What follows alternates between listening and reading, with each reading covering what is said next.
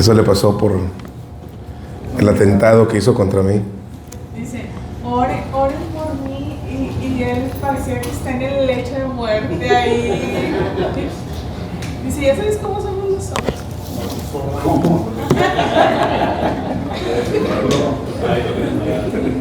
Hermana Laura, haga cuenta que usted no escuchó eso.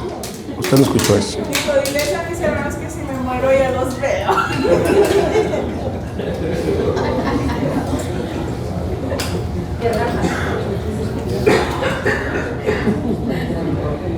Todos tenemos un lado femenino también, no sé. Sí, qué dramático, sí. Las mujeres no son dramáticas para nada. Ay, no del teléfono.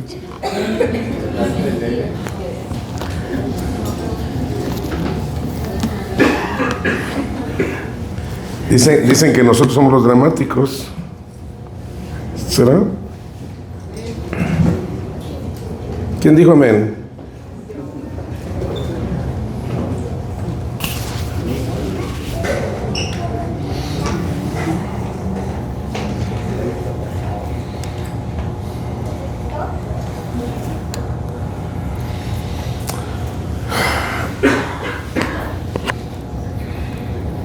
¿Alguien quiere compartir su testimonio, cómo llegó a Cristo?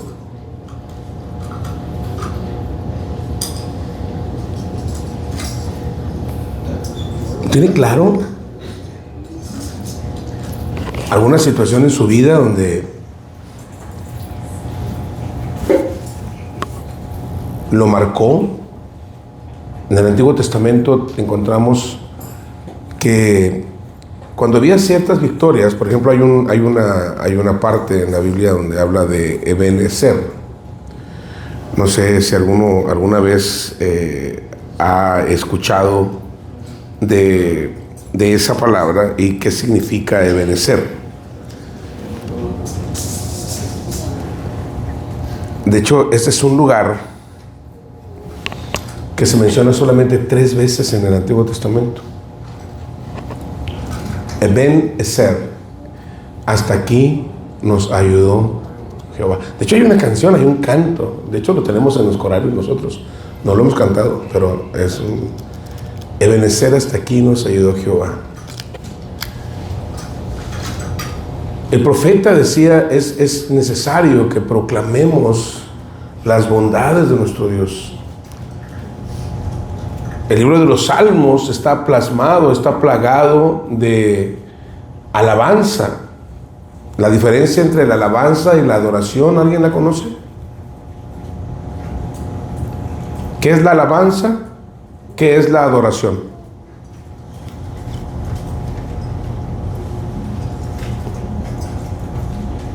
¿Qué es? Adoración es praise.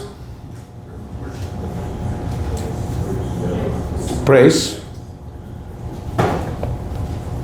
Worship. ¿Y qué es alabanza?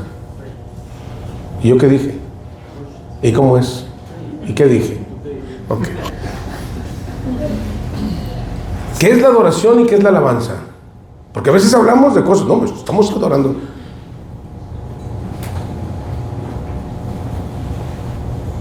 ¿Qué es? A ver. Pues sí, yo sé que es alabar, pero ¿qué es alabar?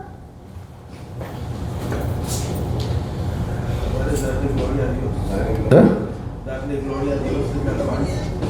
¿Ok? ¿Y la adoración? Reconocimientos a La adoración es el reconocimiento tácito de quién es Dios. O sea, yo lo adoro. La adoración es una actitud que debemos de tener continuamente. El Señor Jesucristo dijo, el Señor busca adoradores en espíritu y en verdad. O sea, que tengan un reconocimiento tácito de quién es Dios. Esta mañana hablábamos sobre la palabra y hablábamos de cuán importante es que nosotros entendamos quién es el que está hablando en la Biblia, de qué está hablando, qué es lo que dice, qué es la Biblia. O sea, no solamente es un libro, es la palabra de Dios. Algunos ponen atención al libro físico y dicen, ay, es que este lugar bendice. Decimos hoy en la mañana, había una amiga de nosotros, Aurora, que ella ponía su Biblia ahí en la sala, en un estrado, y decía, aquí bendice el Señor. Digo, no, el libro como tal no bendice el lugar. Eso es fetichismo. Es como cuando le poníamos veladoras a las imágenes. Eso es fetichismo, ¿sí? De repente veo a los creyentes también atrayendo ese tipo de cosas en su cabeza, ¿no? Es que si yo traigo está bien, está tranquilo, él va a estar bien, ¿verdad, David? David, vas a estar tranquilo, ¿verdad? Ok, perfecto. Hecho. Es que te están acusando y tú no haces nada, hombre. Entonces, esto es importante entender esto. Adoración es cuando yo reconozco tácitamente quién es Dios. Reconozco su señorío, su derecho de hacer en mi vida lo que Él le plazca. A veces, en ese entendimiento, a mí me toca pasar por situaciones difíciles. Eso es parte del reconocimiento de la oración a Dios. Te alabaré, no importa cómo esté, dice un canto. Ese canto fue escrito por una mujer que estaba muriendo de cáncer y que paulatinamente en su cerebro iba perdiendo todas sus capacidades. Por eso el canto dice así: te alabaré no importa cómo estés, aunque los ojos dejen de brillar, aunque la voz se apague y no pueda cantar. Esta mujer estaba muriendo de cáncer y en aquel momento dijo: pero aún así, Señor, aún he de alabarte. Es lo que decía Job: aún he de alabarte. Los propios salmistas, cuando había situaciones críticas, cuando adoraban a Dios, decían: espera en Dios porque aún he de alabarle. La adoración no es una situación circunstancial. La adoración es un reconocimiento de que somos propiedad de Dios y que Él tiene la autoridad y el poder y el derecho de hacer lo que le plazca conmigo y con lo que yo quiero, con lo que yo amo, con lo que yo tengo. Yo reconozco ese señorío. Es reconocer el señorío de Dios en mi vida. La adoración. De tal manera que cuando al creyente le suceden cosas, situaciones difíciles en la vida, desagradables, el creyente aprende a decir: Señor, a ti sea la honra y la gloria. Hágase tu voluntad en el cielo como en la tierra, Señor. Está bien. Si Dios lo hace, está bien hecho. Punto. Recuerda lo que dijo Job, una actitud de adoración. Jehová dio, Jehová quitó. Sea el nombre de Jehová bendito. Cuando da y cuando quita. Pero a nosotros nos causa problema cuando se quita, ¿verdad? Cuando se da somos malagradecidos, nunca agradecemos, pero cuando se quita estamos quejándonos. ¿Cierto o no? Esa es la adoración. ¿Qué es la alabanza? Es la expresión de júbilo por lo que Dios ha hecho en la vida.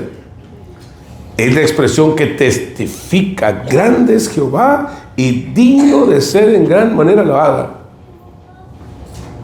Hay una canción: grande es Jehová y digno de ser alabado en la ciudad de nuestro Dios, en su monte santo, hermosa provincia, el gozo de toda la tierra. Es la expresión de júbilo, de agradecimiento por todos los bienes recibidos. Esa es la confirmación del Salmo 103. Bendice, alma mía, Jehová, y no olvides ninguno de sus beneficios. Bendice, alma mía, Jehová. Estamos bendiciendo al Señor, cualquiera que sea nuestra situación. Porque nosotros sabemos, buenas noches, porque nosotros sabemos que esta es la voluntad de Dios para nuestra vida. Dios ha permitido que lleguen esas situaciones y nosotros nos regocijamos en ellos. Alguien dijo una vez que a veces los regalos más maravillosos de Dios vienen envueltos en una situación de crisis. Quiero compartirles el testimonio de Guillermo Alejos.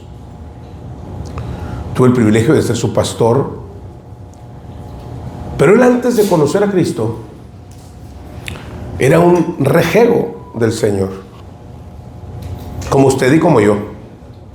No hubo nadie que se levantara a dar un testimonio, pero voy a darles este testimonio que creo que va a ilustrar mucho lo que estoy diciendo esta noche. Guillermo Alejos no quería nada con el Señor. Un día su esposa fue a la iglesia, escuchó una predicación y ahí tomó la decisión de confiar en lo que Cristo había hecho en la cruz, confiar en el sacrificio de Jesús, y entonces ahí se entregó al Señor. Esta tarde vino un muchacho aquí que había estado asistiendo algún tiempo aquí a la iglesia. Kevin, oren por él.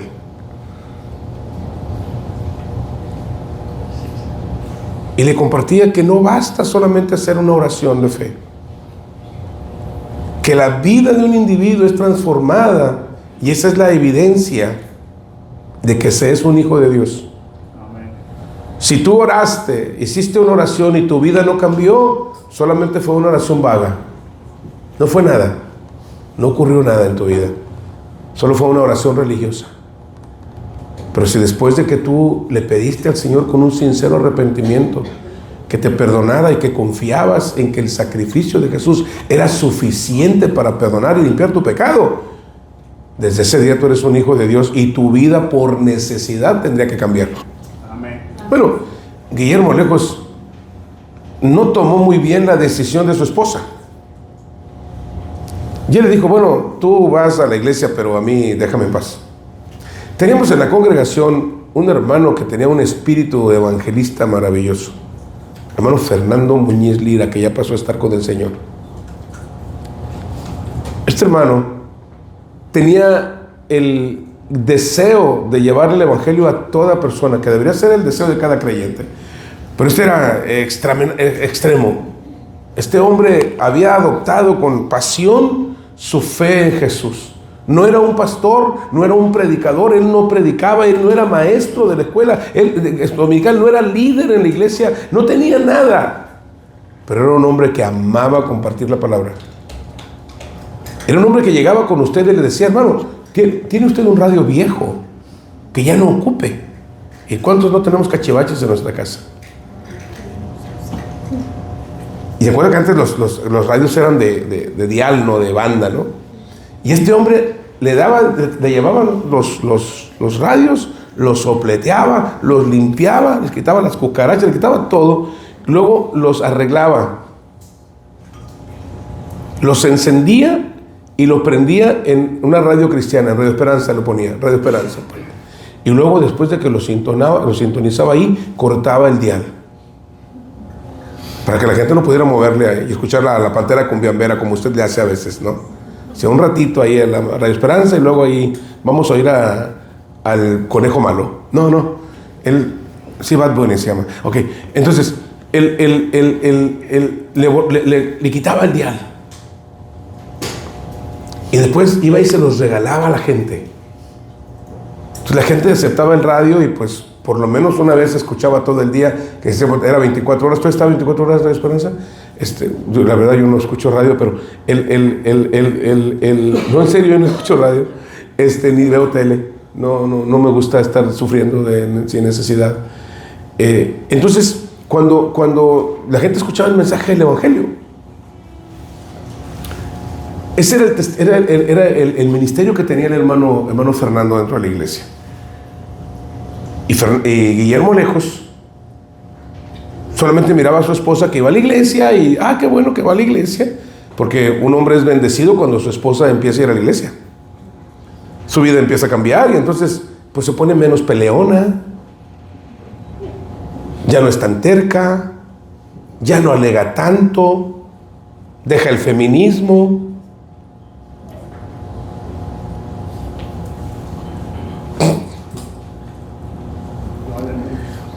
Nadie dice amén.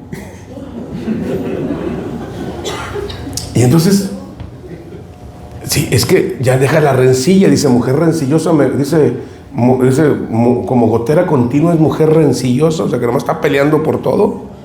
Pitufina, ¿verdad? Gruñona. Ya no era. Pues a él le encantaba, pero él no quería nada con el Señor. Entonces cada vez que veía que llegaba el hermano Fernando a su casa, él salía por la puerta de atrás. Llegaba el hermano Fernando y salía por la puerta de atrás. Llegaba el hermano y salía por la puerta de atrás. Así como usted le hacía antes, ¿verdad? Que no quería oír nada del evangelio. No quería que nadie le hablara. Bueno, así era Guillermo. Él trabajaba para Petróleos Mexicanos, era operador de perforación. ¿Cuántos conocen ese trabajo? Sí. Ok. Bueno, entonces ellos operan con unas llaves Stilson de este tamaño. Esas son movidas por cadenas mecánicas que están programadas desde una cabina. Y normalmente hay 2 o 3 llaves que están ahí. Ese día estaban en el día de trabajo, estaban metiendo tubería para sondear uno de los pozos, y de repente el ingeniero que estaba a cargo del manejo de las llaves se equivocó de palanca y giró una de las Stilson que tenía cadena pero no estaba enredada al tubo. Lo que hacen esas Stilson hacen este movimiento circular, pero en un grado de centrífuga. Pesca al hermano Guillermo Alejos por la cintura y literalmente lo parten dos. Llega el helicóptero a la plataforma, lo levantan y lo llevan al hospital. El diagnóstico es fractura de la columna vertebral. El veredicto es: quedará paralítico para toda su vida. Iban a analizar opciones, a ver qué opciones podían tener para poder. En ese tiempo Petróleos Mexicanos era una de las compañías más poderosas económicamente, y Picacho, que era uno de los hospitales más reconocidos en México, pues era el que daba el soporte médico, y estaban buscando la manera de mejorar y pues de no inhabilitar a Guillermo con inhabilitación total, porque era mucho dinero. Entonces lo mandan a su casa. ¿Y qué creen?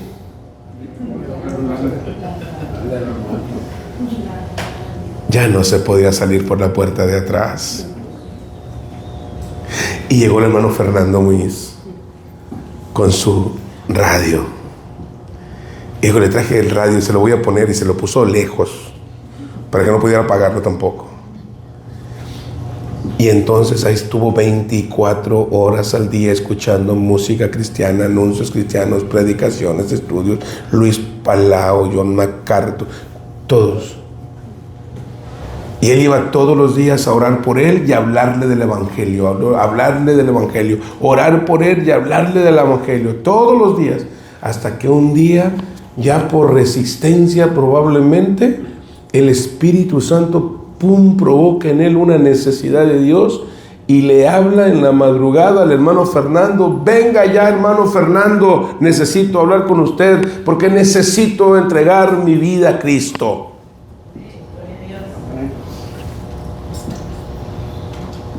Y ahí en aquel hecho, ahí pone su confianza en el sacrificio que Cristo hizo en la cruz. Pide perdón al Señor con un sincero arrepentimiento, y dice: ya no quiero vivir la vida que viví antes.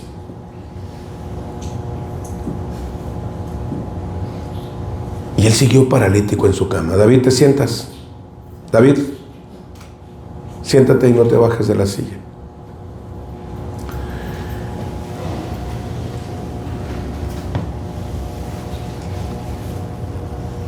Siguió enfermo. Pasaron unos meses y llega una notificación por parte de Picacho. No Pikachu, Picacho. Picacho es el de los... De los Pikachu. Es el hospital de Picacho en DF. Hay una posibilidad que un procedimiento quirúrgico le pueda ayudar a por lo menos enderezarse y estar sentado. Tenía 3 hijos que eran un dolor de muelas, cada uno. Haz cuenta que era una mezcla de David, Jeremías. ¿Quién es el otro? Isabel. ¿Qué más? ¿Cómo se llama el que iba llorando ahorita? José.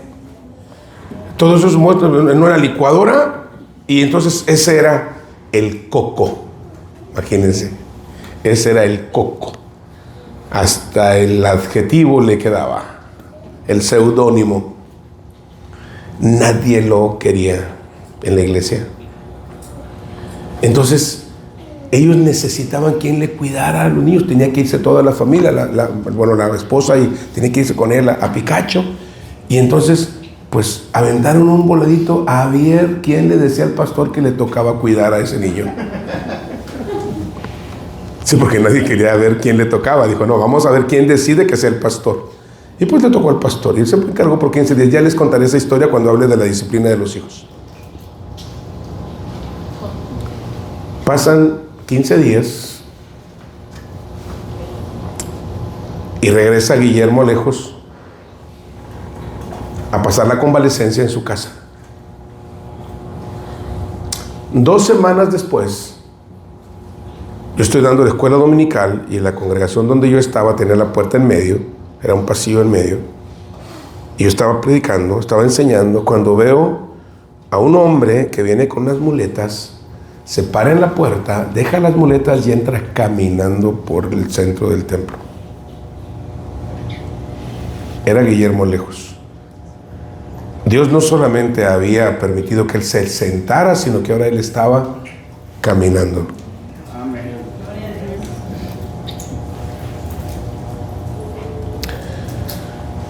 Esa noche él daría su testimonio. Y él diría lo siguiente: quiero agradecerle a Dios por haber permitido que mi columna vertebral fuera quebrada, porque era la única manera en que yo iba a tener tiempo para escuchar el mensaje de Dios y que Él salvara mi alma.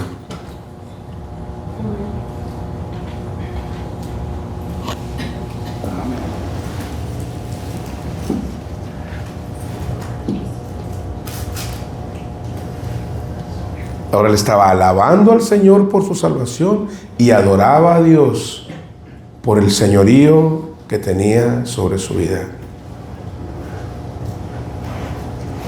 No se quejaba por lo que había sufrido. Ahora agradecía que a través de aquella situación él había llegado al conocimiento del Señor. Job llegó a través de esa misma experiencia a corregir en su vida lo que estaba ocurriendo. Job, después de haber perdido a su esposa, haber perdido a sus hijos, la gran parte de sus bienes, él diría al final del libro: antes de oídas te había oído, pero ahora mis ojos te ven. ¿Por qué quise titular esta noche de testimonios? Porque todas las experiencias, y todos tenemos experiencias, yo puedo contarle muchísimas, podría pasarme toda la noche, contarle todas las experiencias que he vivido, no como pastor, sino como hijo de Dios. Como un humano común y corriente, más corriente que común, que ha experimentado el poder y la gracia y la misericordia de Dios. Y estoy seguro que seguramente usted también. Yo les conozco a la gran mayoría de ustedes. Y yo alabo al Señor por lo que Dios ha hecho en la vida de ustedes y a través de ustedes en la vida de otros. Ustedes son un testimonio vivo del poder misericordioso de Dios.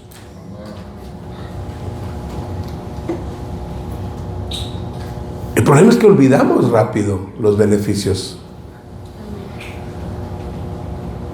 ¿Cuántos estuvieron aquí y son sobrevivientes del COVID? O sea, que ni les dio COVID o les dio COVID y la libraron. Amén. ¿Sabían ustedes que nosotros somos una iglesia privilegiada? ¿No tuvimos decesos por COVID? No aquí. Sí hubo un deceso del padre de nuestra hermana Gris, pero no estaba aquí. Cada quien murió cuando era el tiempo de que se iban a ir. Nadie se muere antes ni después. Pero por la gracia de Dios a nosotros nos ha mantenido, nos mantuvo. Si fuera por circunstancias, a lo mejor hermano Arturo no hubiera fallecido si hubiera estado acá. Había un protocolo de cuidado, de protección, de prevención, en la cual estábamos al cuidado. Solo 2 semanas paramos, porque eso nos lo pidió el gobierno y lo paramos. Pero tuvimos la fe suficiente para continuar sirviendo a Dios en medio de la situación, y pasamos en medio de ese fuego, y el Señor tuvo misericordia y nos guardó a todos. Amén. Una mañana pasaba revista de mi hospital, decía mi esposa. Tú estuviste en esa. Y yo les llamaba no porque yo les llamaba no porque fuera nada más una circunstancia, no, yo quería escucharles y saber qué tan mal estaban. ¿Sí? Porque el clásico enfermo de COVID te hablaba como: ¿cómo está, pastor? Estoy bien, pastor. Aquí vamos recuperando. Un día hablé con una que estaba y me dijo: pastor, estoy bien. No quiero decir quién era porque se enoja la hermana Dolores. ¿Te acuerdas de eso? ¿Y qué te dije, hermana? Váyase rápido al médico, ya, ahorita, porque se me va a morir. ¿Te acuerdas, hermana? Y la hermana muy obediente, gracias a Dios por su Espíritu Santo, porque le puedo decir que no es tan rápida para obedecer, pero obedeció rápido. Fue al médico y el médico, ¿qué le dijo? Necesitamos hacer algo rápido. Yo escuchaba completamente comprimidos sus pulmones. Y así escuchaba uno y escuchaba otro y escuchaba otro y así los iba escuchando. Todos tenemos un protocolo. Pero pasamos por una gran bendición. Belén no paró. Tristemente muchísimas iglesias cerraron, pero no tuvieron la fe para poder confiar en la providencia del Señor. Y hemos sido una iglesia muy bendecida, y podemos decir, como dijera la palabra, Eben Ezer.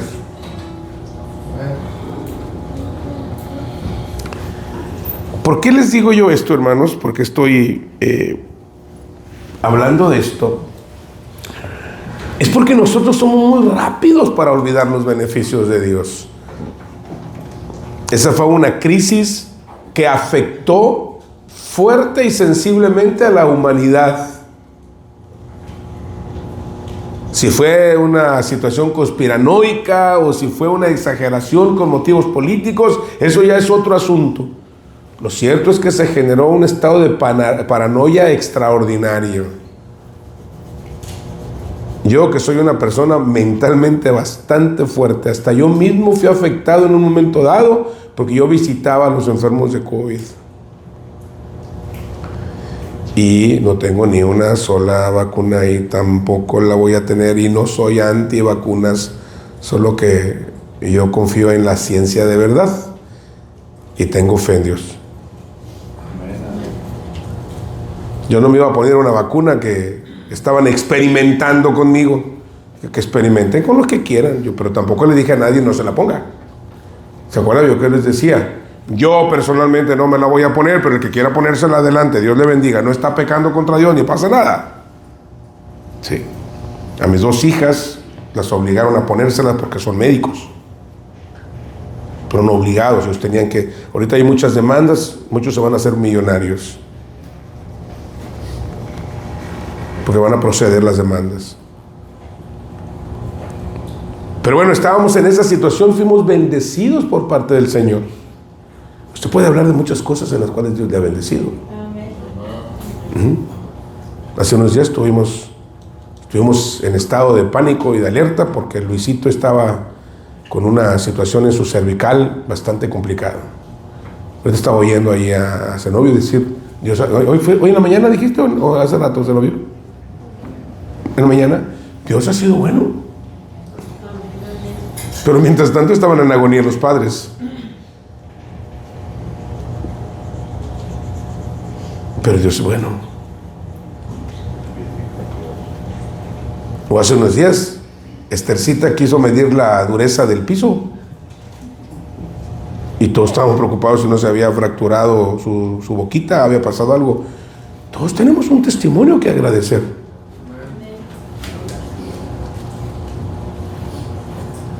Hace algunos meses, hace algunos años, ¿cuándo fue cuando pasó lo del tráiler?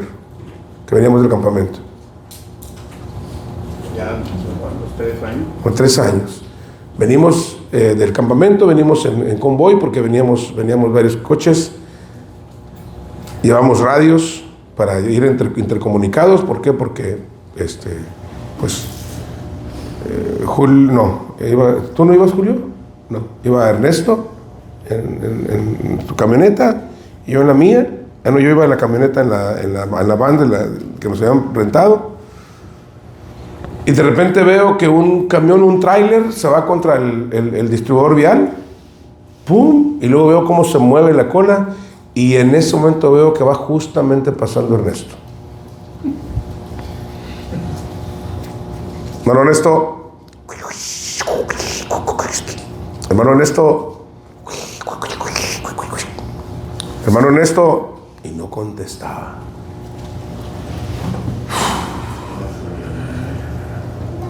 Y le pegó el tráiler.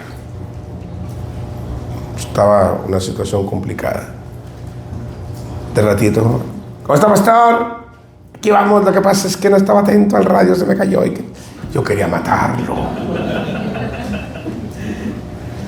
Qué bueno que no estabas al alcance, hermano. Pero qué descanso es sentir la mano de Dios cuidando, protegiéndonos, ¿no? Y es necesario que testifiquemos eso.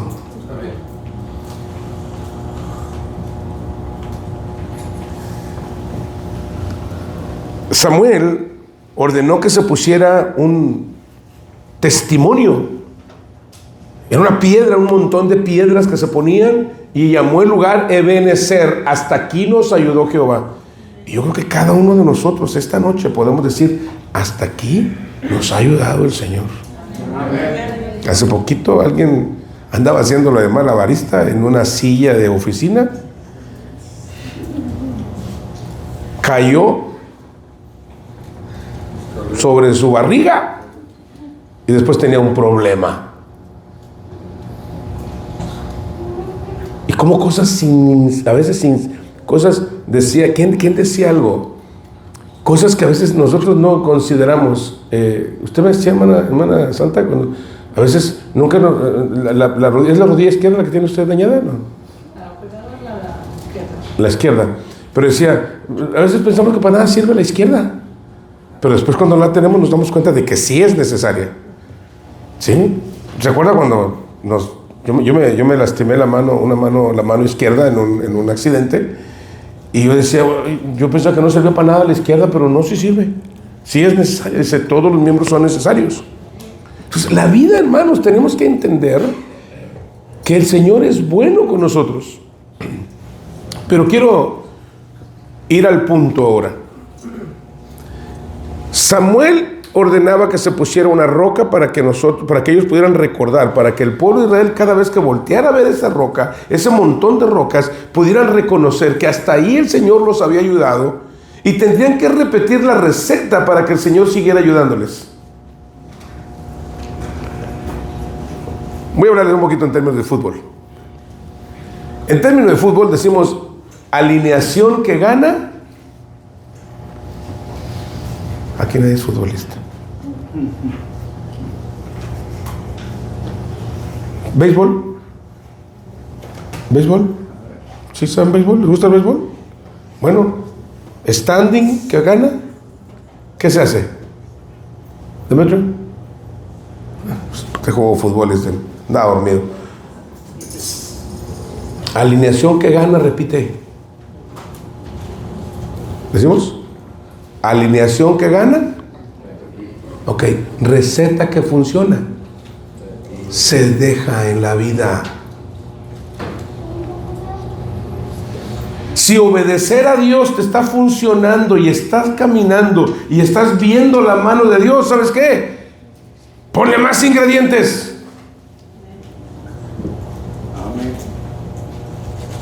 Para que la fe aumente.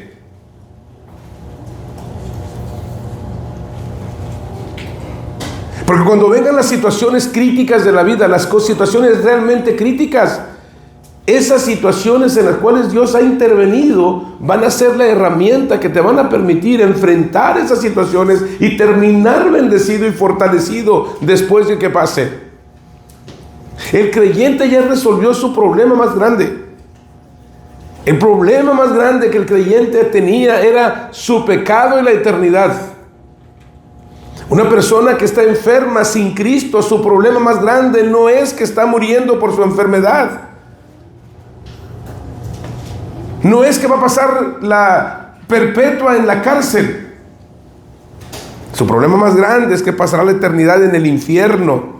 Y ese problema ya fue resuelto por el Señor al morir en la cruz. Así es que los creyentes ya no tenemos un problema con la muerte. No deberíamos de tener un problema con la muerte. Si no, vean las aseveraciones de Pablo. Para mí el vivir es Cristo y Él. Yo quisiera partir y estar con Cristo, lo cual es muchísimo mejor. Pero por causa de la obra no sé qué hacer. David.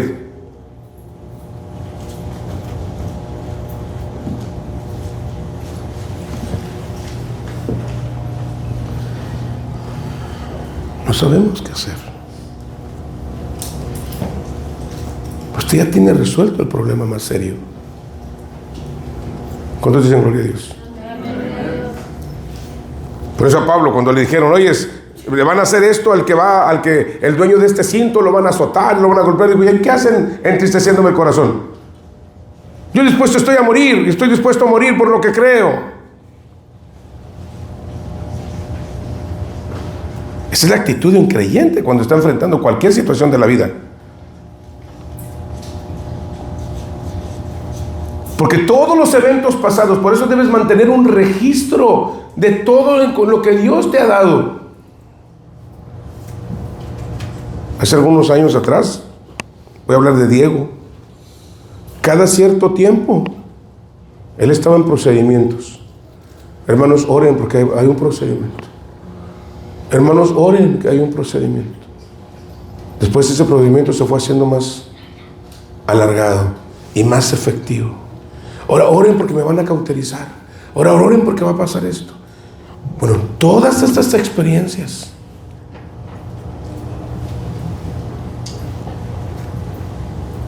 ¿de qué dice la Biblia que nos librará Jehová?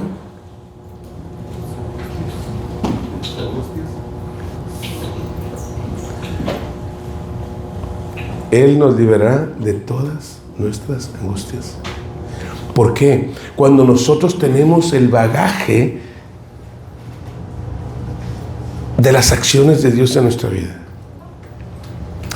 Vayan conmigo a 1 Samuel capítulo 17, porque yo sé que ya están preocupados. 1 Samuel. Bueno, eso fue la introducción, ¿ok?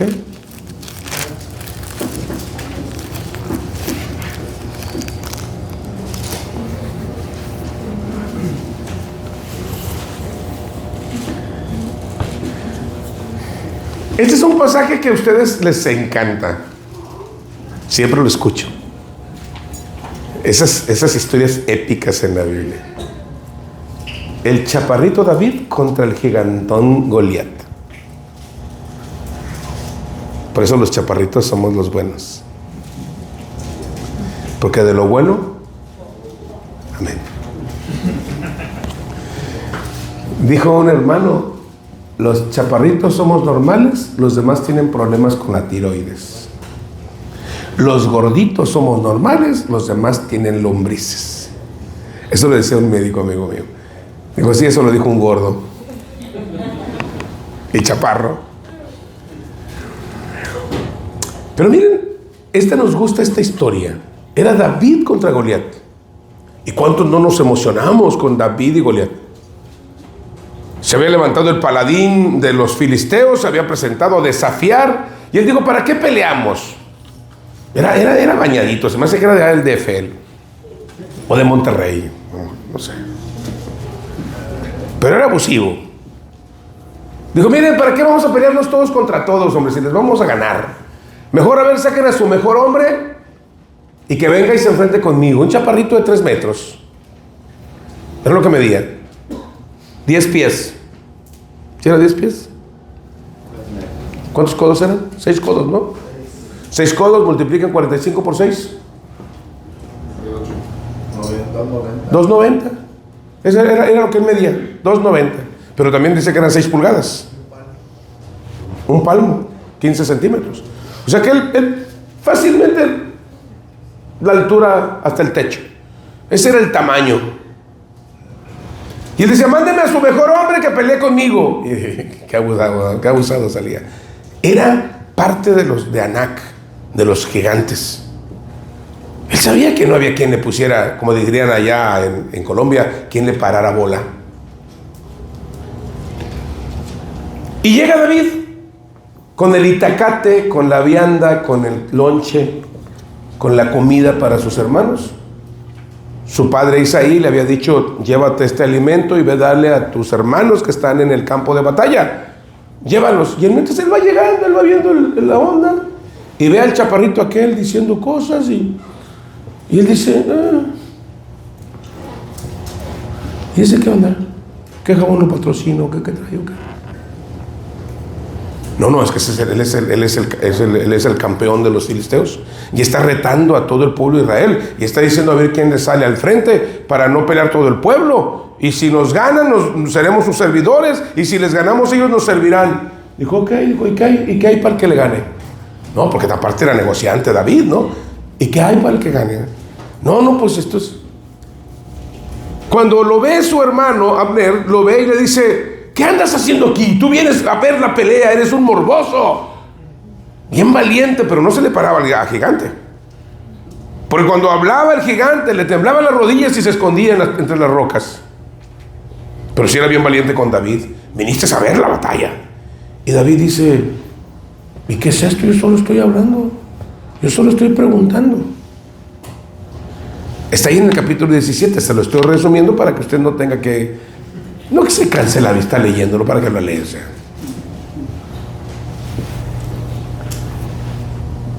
Y él dice, oiga, pues yo voy y yo le entro. Yo le entro a la bronca, pues si este está metiendo con mi Dios, yo lo voy a arreglar. Yo me encargo. Y lo oyó alguien y se lo lleva a Saúl. Digo, ya tenemos la solución. Ya tenemos el pez que va a morir. Mira, aquí está. Y lo ve Saúl, dice, ¿y tú qué onda? No, pues yo estoy listo para ir a enfrentarlo. Vea lo que dice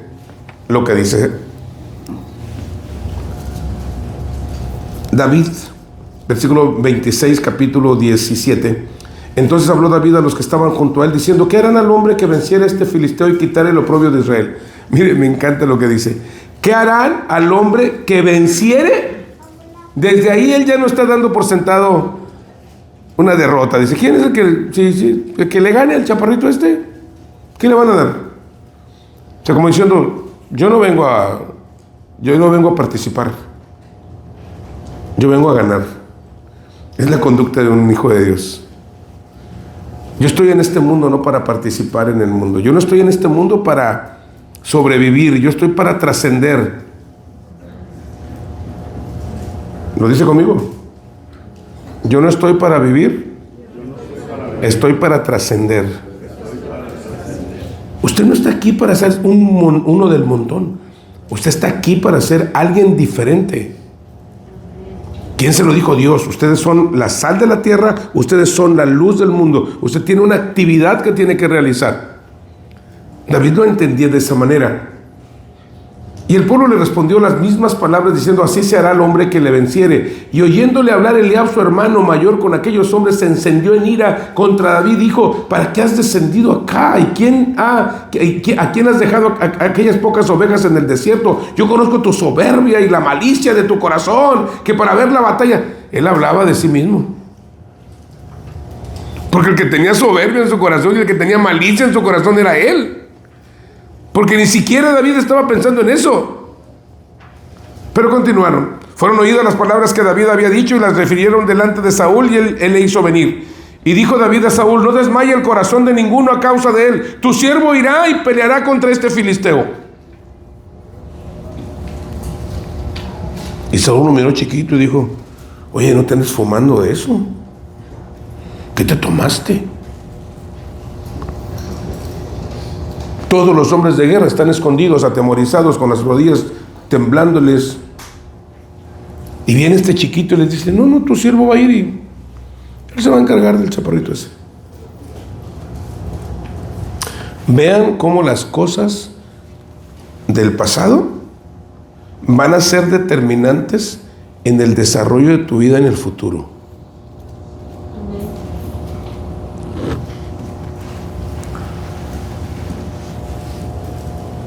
Dijo David a Saúl: no desmaye el corazón de ninguno a causa de él, tu siervo irá y peleará contra ese filisteo.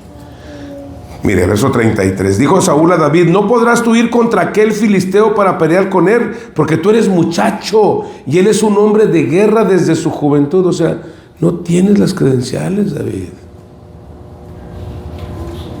Tienes las ganas, pero no tienes los espolones para gallo. Tú eres un pollo. Así lo ve David. Así lo ve Saúl, perdón. Niños. Ahora, dice David respondió a Saúl: tu siervo era pastor de las ovejas, y cuando venía un león o un oso tomaba algún cordero de la manada, ponga atención, salía yo tras él, lo hería y lo libraba de su boca, y si se levantaba contra mí, yo le echaba mano de la quijada y lo hería y lo mataba. Fuese león, fuese oso, tu siervo lo mataba. Y este filisteo incircunciso será como uno de ellos. Mire dónde estaba el problema. Dice: porque ha provocado al ejército del Dios viviente. Y añadió David: Jehová. Él tenía clarito de dónde procedía la suficiencia. No era de su capacidad física, no era de su capacidad inmediata, era de su dependencia absoluta en Dios. Jehová, que me ha librado de las garras del león y de las garras del oso, aquellas que yo tuve que matar, y las maté no por mi fuerza, no por mi capacidad, sino por la misericordia de Dios. Dice: él también me librará de la mano de este filisteo. Y dijo Saúl a David: ve y Jehová esté contigo.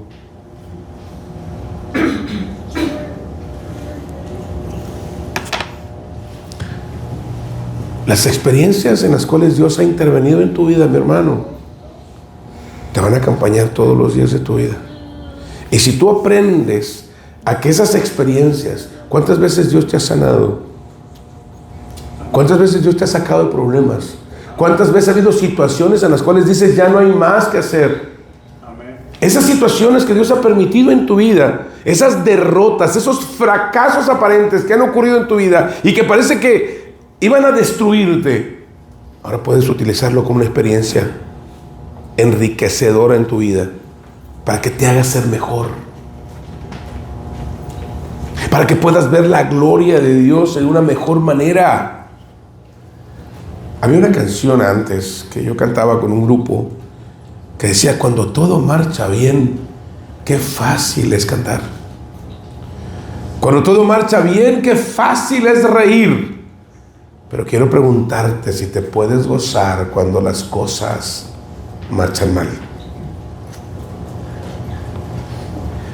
Pablo y Silas podían cantar con gozo dentro de la cárcel, en el cepo, podían regocijarse en la presencia de Dios porque el Espíritu Santo llenaba sus vidas y porque ellos sabían que el Dios ya había resuelto su problema más grande, la salvación eterna de su alma. Y tenía el poder de sacarlos de ahí si a Él le placía hacerlo. Así es que no estaban preocupados por eso. Sabían que Dios haría la obra. David tenía en mente todo lo que había ocurrido en su vida, y eso ayudaba a poder ver que en el futuro, como Dios había obrado, también obraría. Era esta la convicción que manejaban los jóvenes hebreos en el libro de Daniel capítulo 1. Cuando le confronta y se están dispuestos a hacer lo que todos deben hacer, ellos dijeron: no, nuestro Dios tiene poder para sacarnos del fuego. Y si no, tampoco adoraremos tu imagen, porque nuestras vidas están en manos de Dios. Diría Oscar Medina: nuestras vidas están escondidas en Dios. Para eso sirven los testimonios, mi hermano. Para eso sirven las experiencias que nosotros compartimos. Porque de repente otro se encuentra en una situación difícil, quizás semejante a la que tú has pasado.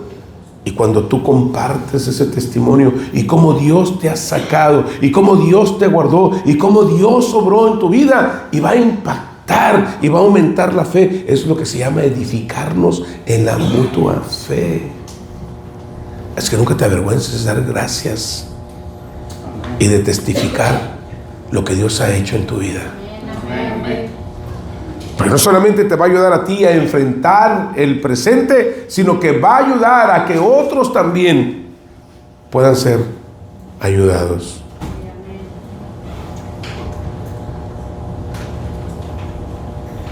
Yo no sé qué pasó con la puerta. Ayer yo venía del aeropuerto y me detuve en el camino a ayudar a unas personas en el camino que se habían quedado en su coche. Y ya cuando regresé, ya iba tarde, y había quedado de llamarle a Omar justamente para algo. Pero me gocé porque me dijo algo. Le mandé un texto y le pedí una disculpa. Le digo: hermano, discúlpame, no pude estar por esto. Y me dijo: no, fue suficiente con la oración. Yo no me acuerdo que había orado por la puerta.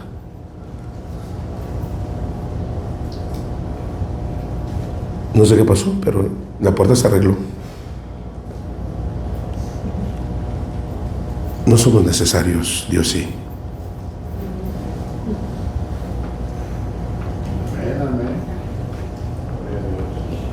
Cada vez que algo pasa en tu vida y que Dios ha orado, compártelo.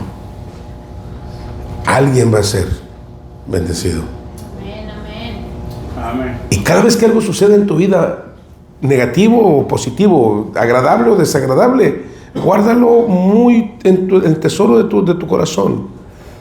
Y cuando vengan las situaciones, saca esa experiencia y dile: Señor, como me sacaste en aquella ocasión, seguramente me sacarás esta vez, Señor, también. David así lo pensó, y Goliat cayó. Así lo pensaron los jóvenes hebreos, y el Señor los sacó del horno de fuego y sacó a David del foso de los leones. A Daniel.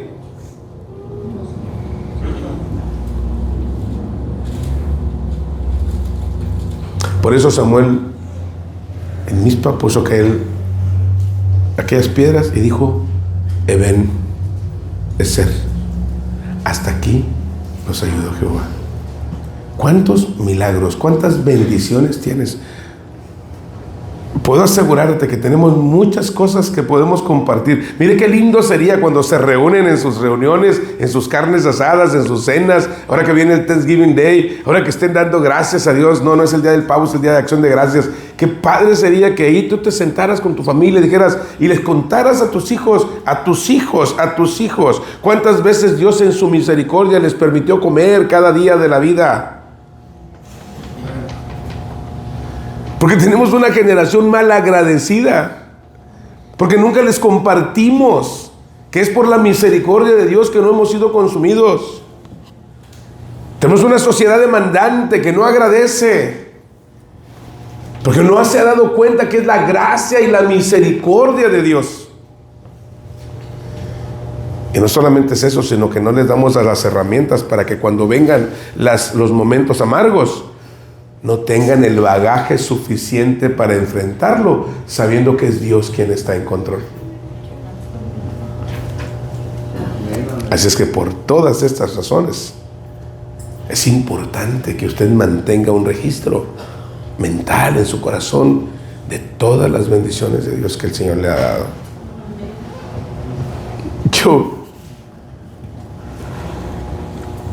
Yo soy un bendecido de Dios.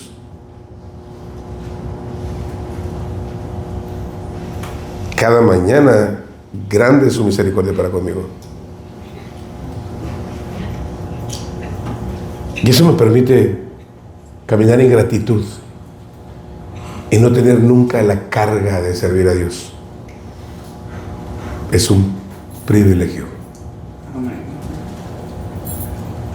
A mí me preguntan, ¿no se cansa, pastor? Sí, soy humano. Tengo 63 años, ya me canso. Pero no le digan a nadie. Pero nunca es carga. Y cuando hay problemas, situaciones, digo, me sanó mi columna, que no me pueda sanar cualquier otra cosa. Y si no lo hace, yo ya voy al cielo. ¿Cuál es el problema?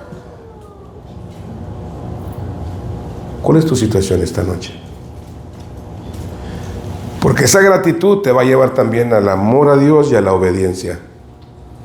Amén. Porque cuando tú recibes el favor de alguien, lo que quieres hacer es agradarle.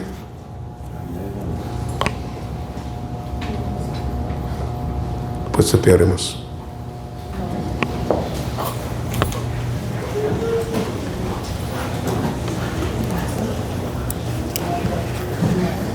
Decía una canción, un himno: cuando combatido por la adversidad creas ya perdido, cuenta las bendiciones que el Señor te da. Tengo 40 años de servir a Dios y yo no puedo más que decir una sola frase: Dios es bueno siempre. Si esta noche tú estás aquí sin Cristo, el problema más grande que tienes es tu relación con Él. Tu necesidad de Dios es más grande. Tu problema no es tu enfermedad ni todas las situaciones de crisis que tengas en tu vida. Tu problema más grande es que estás peleado con Dios. Y eso sí es un grave problema, porque tiene que ver con la eternidad. Si tú mueres hoy sin Cristo, hay un infierno real, del cual Cristo quiere salvarte. Por eso pagó tu deuda muriendo por ti en la cruz. Si tú te arrepientes y pones tu fe en ese sacrificio y puedes confiar en las promesas que Dios te hace. Él dice: todo aquel que en mí cree tiene vida eterna. No vendrá condenación. Pasó de muerte a vida.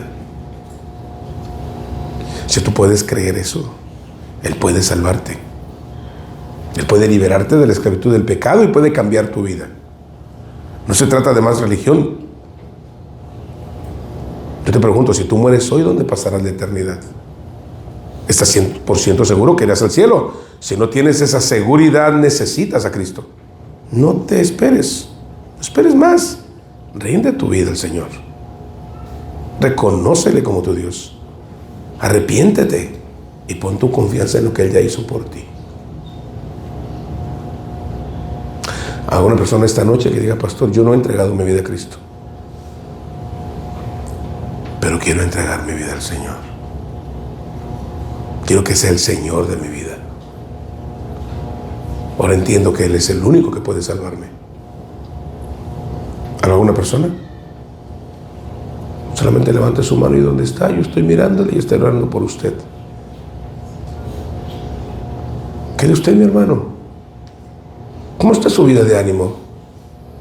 ¿Ha considerado las bendiciones infinitas que Dios le ha dado? ¿Está lleno su corazón de gratitud por su misericordia para usted? Si es así, usted no tendrá problema en vivir una vida victoriosa. Pero si no es así, voltea a ver cuántas bendiciones el Señor le ha dado.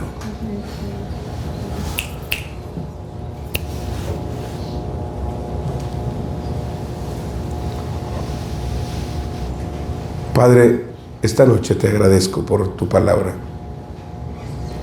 Ayúdanos a ser objetivos y ver cómo tú haces la obra en la vida de nosotros. Cómo extiendes cada día tu misericordia, cómo nos bendices de una manera extraordinaria. Pones plato en nuestra mesa, pones ropa en nuestro cuerpo. Pones, Señor, los recursos que necesitamos porque nos amas. Perdónanos porque hemos sido malagradecidos muchas veces, pensando, Señor, que lo merecemos todo cuando realmente nada merecemos.